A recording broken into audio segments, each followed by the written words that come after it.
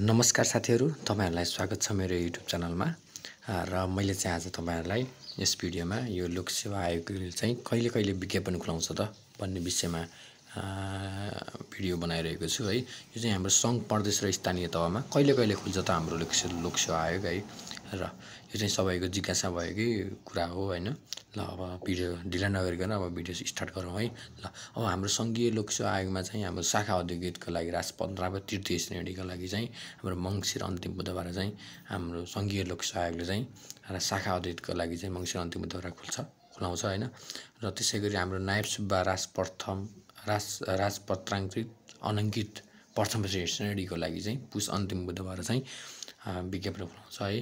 अनि खरिदार राजपत्राङ्कित अनङ्कित द्वितीय श्रेणीको लागि चाहिँ फागुनको अन्तिम बुधबार भनेर यसरी भनेको छ है। र त्यसैगरी हाम्रो अब यो चाहिँ हाम्रो संघीयको भयो, संघीय लोकसेवा आयोगको भयो हैन। त्यसैगरी हाम्रो अब कोशी प्रदेश लोकसेवा आयोगको लागि चाहिँ कहिले खुलाउँछ त भन्ने कुराहरु है।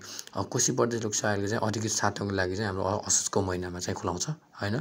अनि सहायक पाँचौंको लागि चाहिँ पुसको महिना र सहायक चौथोको लागि चाहिँ माघको महिनामा चाहिँ यसरी खुलाउँछ है। र अब मधेस प्रदेश नम्बर 2 मधेस प्रदेशको लागि चाहिँ मधेस प्रदेश लोकसेवा आयोगले चाहिँ अधिकृत सातौंको लागि चाहिँ भदौ अन्तिम बिहीबार खुलाउने छ है। अनि सहायक पाँचौंको लागि चाहिँ असोज अन्तिम बिहीबार र सहायक चौथोको लागि चाहिँ असोज अन्तिम बिहीबार है। तपाईहरुले यसरी बुझ्न सक्नुहुन्छ है।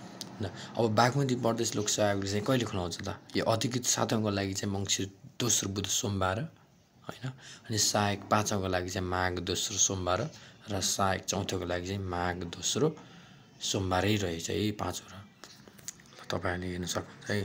र लुम्बिनी प्रदेश लोकसेवा आयोग लुम्बिनी प्रदेशले चाहिँ के भनेको छ हैन। अधिकृत सातौंको लागि चाहिँ यो आवश्यक अनुसार भनेर भनेको छ है।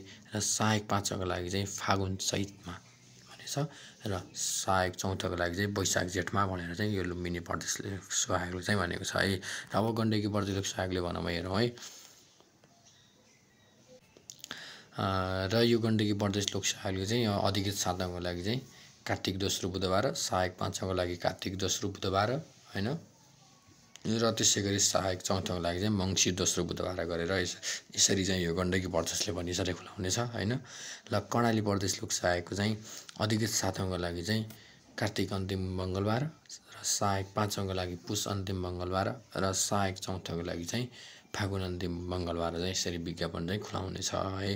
र त्यसैगरी हाम्रो अन्तिम प्रदेश सुदूरपश्चिम प्रदेश लोकसेवा आयोगले चाहिँ अधिकृत सातौंको लागि चाहिँ पुसको अन्तिम हप्ता र सहायक पाँचौंको लागि माघको अन्तिम हप्ता र सहायक चौथोको लागि चाहिँ चैत अन्तिम हप्ता चाहिँ यसरी चाहिँ प्रदेशहरुले चाहिँ प्रदेश लोकसेवा आयोगले यसरी खुलाउने छ है। र तपाईहरुले चाहिँ तयारी गरेर फर्म भर्न सक्नुहुनेछ है। यसरी चाहिँ विज्ञापन खुलाउने छ है प्रदेशहरुले। ल साथीहरु हाम्रो यति नै आजको भिडियो यति नै थियो। यो चाहिँ हाम्रो 80-81 आर्थिक वर्ष 80-81 को लागि हो है। यो मैले जुन तपाईहरुलाई जुन मैले यो भनिरहेको छु यो चाहिँ आर्थिक वर्ष 80-81 को लागि चाहिँ वार्षिक कार्यतालिका हो है। ल त साथीहरु यति नै गरे। यस्तै ज्ञानमूलक भिडियो हेर्नको लागि मेरो च्यानल लाइक शेयर र सब्स्क्राइब गर्न पक्कै पनि नभुल्नु होला है त। ल बाइ। अब नेक्स्ट भिडियोमा भेटौँला है।